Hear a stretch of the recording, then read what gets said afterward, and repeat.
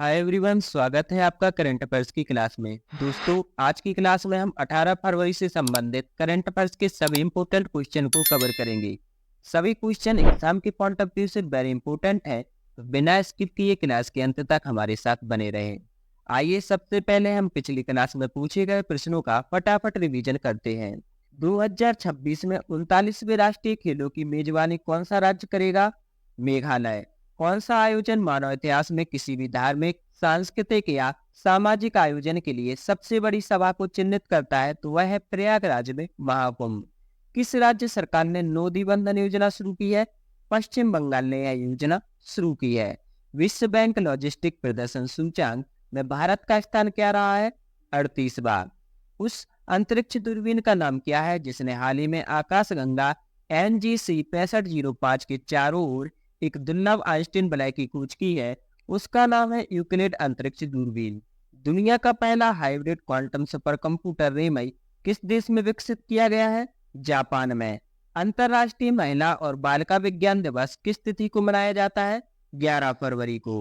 हाल ही में बिम्स्टेक युवा शिखर सम्मेलन कहाँ आयोजित किया गया? तो वह किया गया है गुजरात में। मध्य प्रदेश में रेल, सड़क और पेयजल परियोजनाओं का शुभारंभ किसने किया?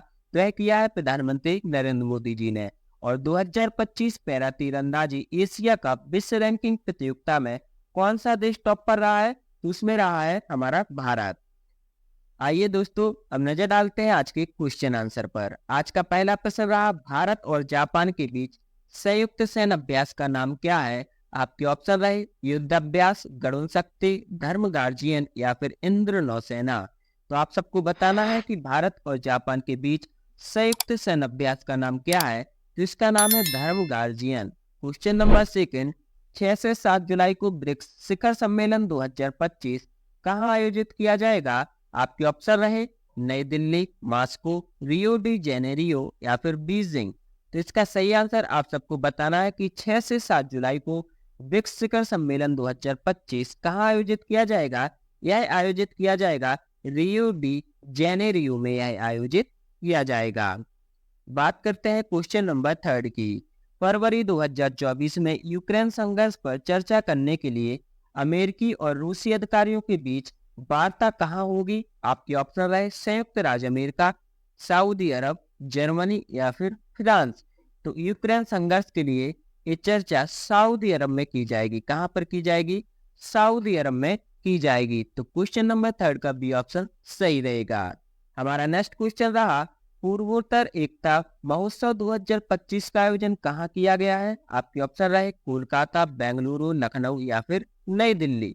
तो आप सबको बताना है कि पूर्वोत्तर एकता महोत्सव 2025 का आयोजन कहाँ किया गया? तय किया गया है नई दिल्ली में। कहाँ किया गया? नई दिल्ली में इसका आयोजन किया गया। क्वेश्चन नंबर 5, हाल ही में ब्रिटेन द्वारा मानद नाइटहुड की उपाधि से किसे सम्मानित किया गया है? आपके ऑप्शन रहे एन नारायण मूर्ति, AR रहमान, सुनील भारती मित्तल या फिर एन चंद्रशेखर। तो आप सबको बताना है कि किसको हाल ही में ब्रिटेन द्वारा मानद नाइटहुड की उपाधि से सम्मानित किया गया है।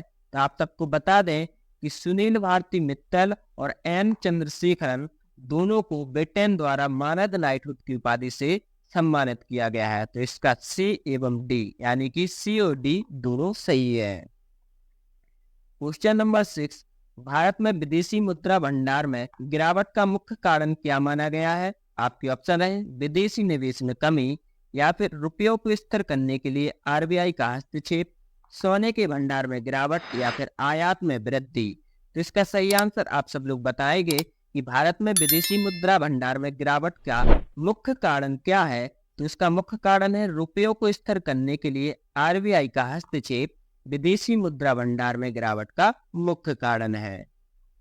क्वेश्चन नंबर 7, नल चरित्रम नाटक किस भारतीय नृत्य शैली से संबंधित है? आपके ऑप्शन रहे कथक, कथकली, सत्रिय या फिर ओडिसी।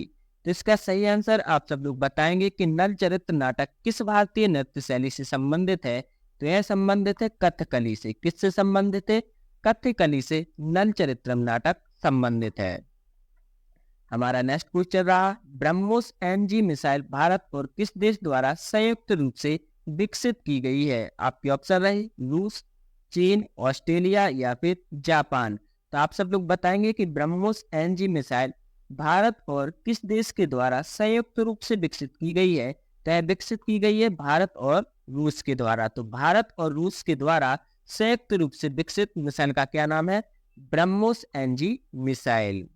क्वेश्चन नंबर 9, नीति आयोग के सहयोग से स्वावलंबनी योजना किन राज्यों में शुरू हुई है? आपके ऑप्शन रहे असम, मेघालय, मिजोरम या फिर उपर्युक्त सभी।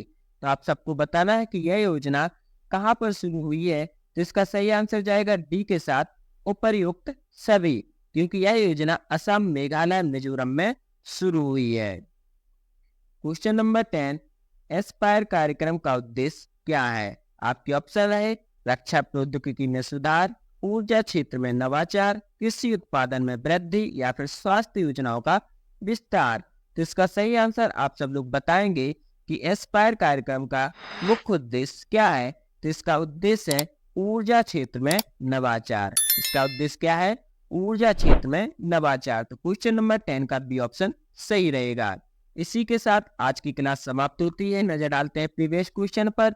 हमने आपसे लास्ट क्लास में पूछा था 12 फरवरी 2025 को किसकी जयंती मनाई गई? तो वह मनाई गई गुरु रविदास जी की। तो 12 फरवरी 2025 को गुरु रविदास जयंती मनाई गई। नजर डालते हैं आज के प्रश्न पर। प्रतिवर्ष दुनिया भर में विश्व रेडियो दिवस किस तारीख को मनाया जाता है? आपको बताना है कि प्रतिवर्ष विश्व रेडियो दिवस किस तारीख को मनाया जाता है। आपके ऑप्शन है 11 फरवरी, 13 फरवरी, 15 फरवरी, 17 फरवरी।